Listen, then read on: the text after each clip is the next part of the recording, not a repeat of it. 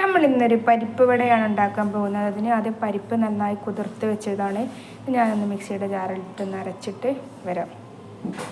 നമ്മളിന്ന് പരിപ്പ് വടയാണ് ഉണ്ടാക്കാൻ പോകുന്നത്. അപ്പോൾ പരിപ്പടക്ക് നമ്മൾ പരിപ്പ് കുതിർത്തത് ഒന്ന് മിക്സിയിലിട്ടൊന്ന് പൊടിച്ചെടുത്തിട്ടുണ്ട്. നല്ലവണ്ണം ഇതാക്കിയിട്ട് ഒന്ന് കുറഞ്ഞ രീതിയിൽ. ഇനി അതിലേക്ക് നമുക്ക് ഉള്ളി ഇട്ടെടുക്കാം.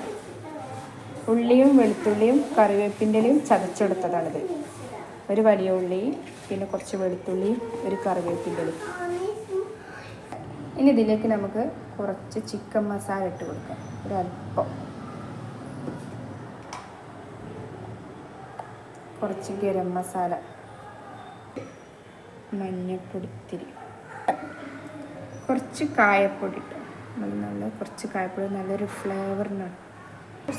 ഇനി നമുക്കിതിലേക്ക് കുറച്ച് ചില്ലി ഫ്ലെക്സ്, ഞാൻ പച്ചമുളക് ഉപയോഗിച്ചിട്ടില്ല, അപ്പോൾ അതിന് പകരം കുറച്ച് ചില്ലി ഫ്ലെക്സാണ് ഉപയോഗിക്കുന്നത്. ഇതിലേക്ക് കുറച്ച് വലിയ ജീരകം ഇട്ട് കൊടുക്കുന്നുണ്ട്.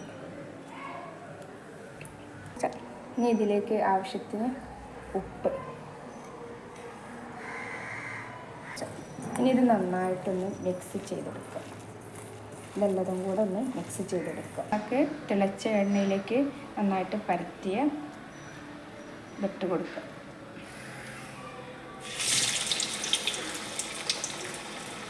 ഇപ്പം നമ്മളെ പരിപ്പുവട നന്നായിട്ട് മുരിഞ്ഞ് വരുന്നുണ്ട്. തീ നല്ല കൂട്ടി വയ്ക്കരുത്, എണ്ണ വേവില്ല. നന്നായിട്ട് മുരിഞ്ഞ് വരുന്നത് വരെ നമുക്ക് വെയിറ്റ് ചെയ്യാം.